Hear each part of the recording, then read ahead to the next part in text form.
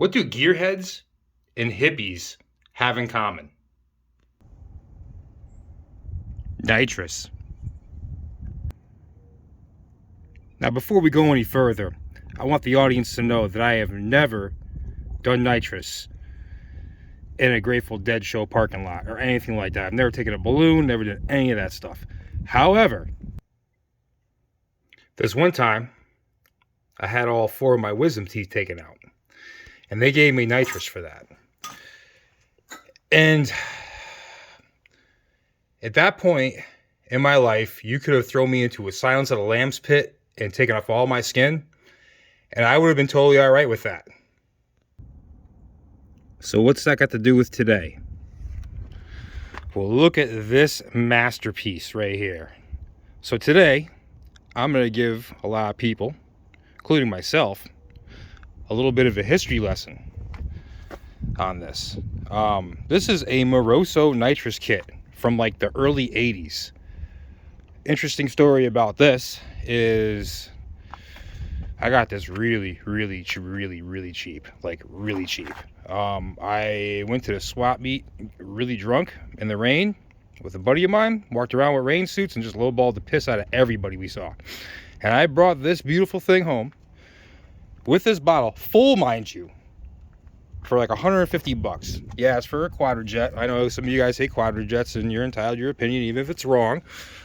But there's no denying that for $150 for 100 shot of nitrous, it's made by Moroso. I actually used to work at Moroso. That's a story for another time. But not a bad place to work, but yeah. Anyway, so here we are. I mean, look at this thing. It's brand new in the package. At least it was when I bought it like 12 or 13 years ago. And I've just been sitting on it forever. What's crazy about this doesn't use the conventional jets that we use today. It uses this spray bar thing that you change out. I posted this on a couple of the nitrous groups and the guys were like, yeah, run it.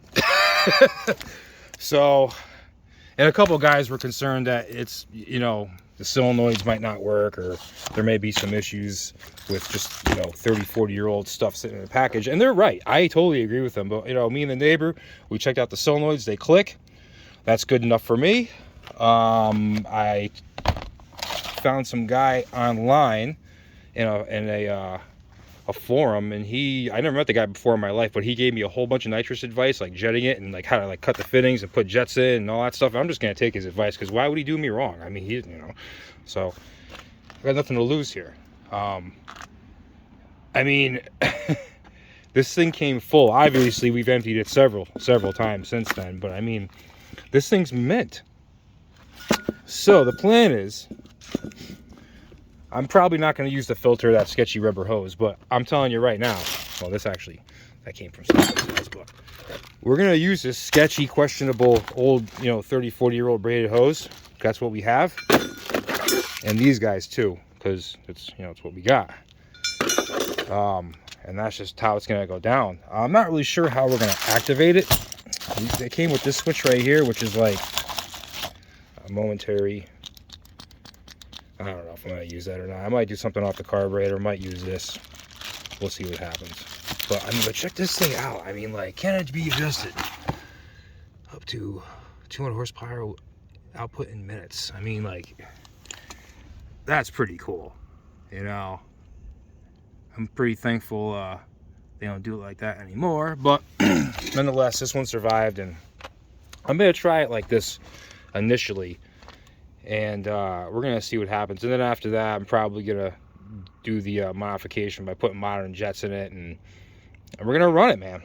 Why not? I figured, the engine I'm putting it on doesn't owe me anything.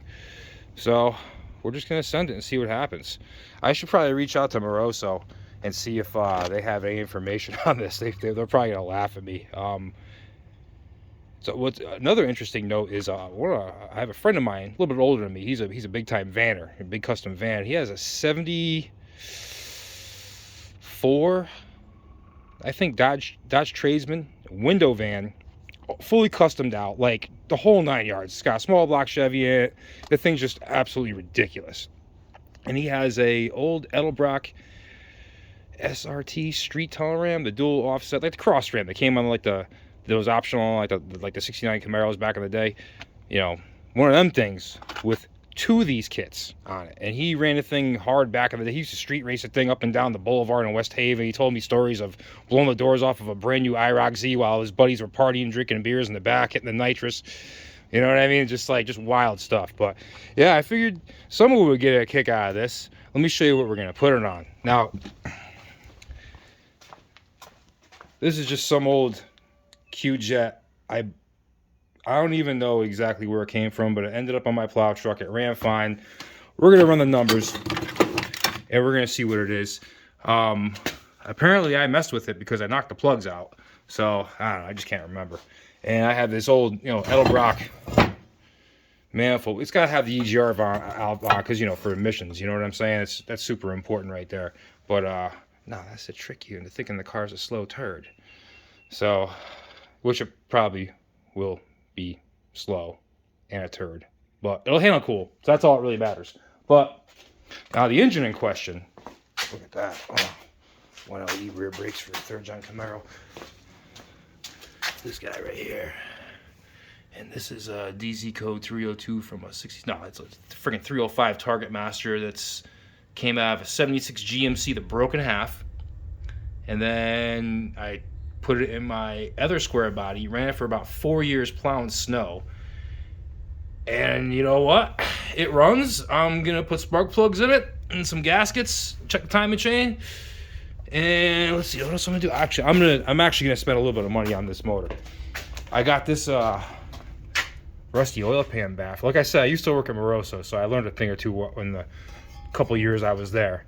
And you know, I'm just gonna sandblast this thing. I'm gonna spend a couple $100 on some ARP studs. I'm gonna stud the bottom end because it's 2-bolt main. And I'm going to put the pan in it, mainly because I do plan on doing some type of autocrossing and hard driving. Yeah, I know, I got a lot of bicycles. All right, it is what it is. You know, you gotta have your addictions. But I plan on doing a lot of cornering with this car. I should just show you guys the car, huh? So I've had this car, this 1987 Camaro. I've had the car since 1996, I think. I think I bought it late 1996. And drove it in high school. Did a bunch of burnouts with it. It used to be a V6. Lee Park, a Chevrolet Hampton. And this is what the motor's going in. Putting this thing back on the road. Another cool fun fact for you 3rd gen enthusiasts out there. So this is actually a 82 to 84 Camaro Z28 hood. But what's unique about it,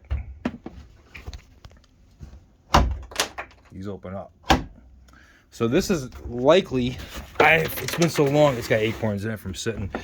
So there's this air box here. I think it's missing some pieces. I don't remember. I've had this for a very long time.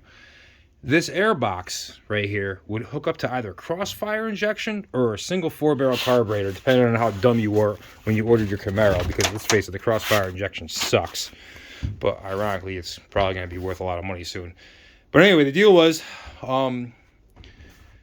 you open it up, there's a solenoid or an actuator.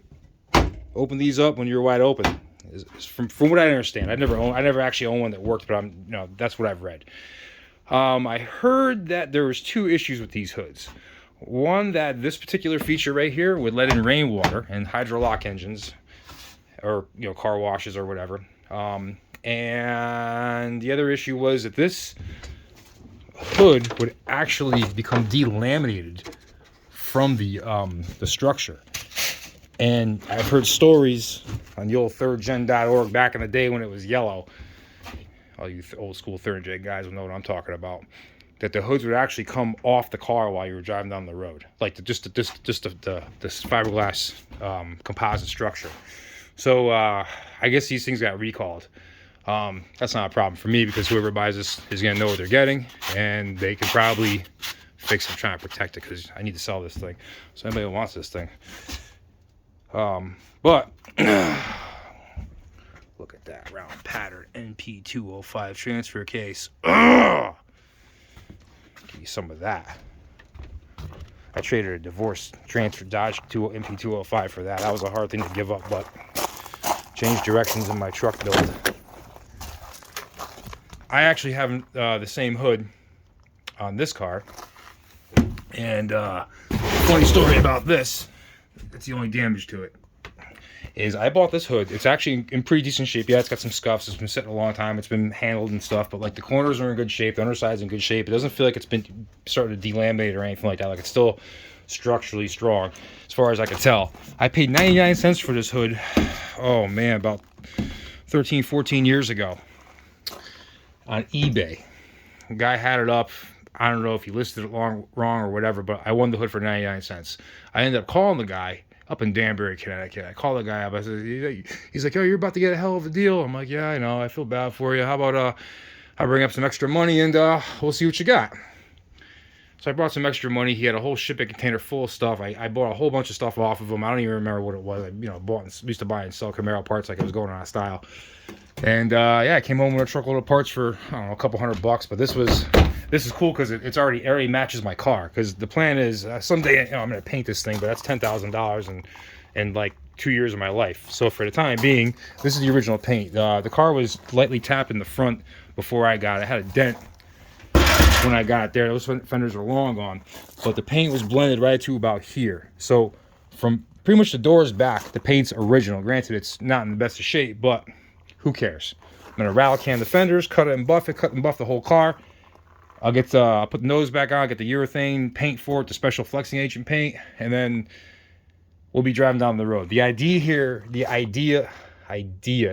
is to don't get it right, just get it running, because this car has been off the road longer than it's been on the road, and I'm not getting any younger.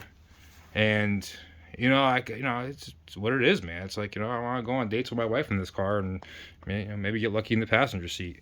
She rode around in this car in high school with me. However, we didn't date, but we're married now, so I guarantee I can probably get some in the car. And yeah, that's the kind of stuff you gotta look forward to. We get to the middle of your life. You know what I mean? Tagging up your old lady in your high school car. That's a goal. All you guys should be doing stuff like that, or just find a car and just tag your old lady in it. You know what I mean? Just spice up your life a little bit. Don't be all boring and shit. Now, what also is interesting about 1987 Sport Coupe Camaros is these 1 year only styled steel wheels, which were not on this car when I bought it, but eventually I bought another 87, which is a story for another time. There's actually a video of it on YouTube doing burnouts, DT Crazy Blue Camaro Burnout or something like that. It's up there. It's been up there for like 15 years. So I scored a set of them. My goal is to hopefully be able to run 1 LE brakes underneath these stock steel wheels. The idea here is to speak softly, carry a big stick. I want it to look relatively stock. I do have a set of IROC wheels for it, but I do like the IROC wheels. But she's got some goodies. None that you guys need to know about right now, but she's got some goodies. But yeah. Now, all you gearheads, before you diss on those hippies, just remember, if you like nitrous, you got something in common.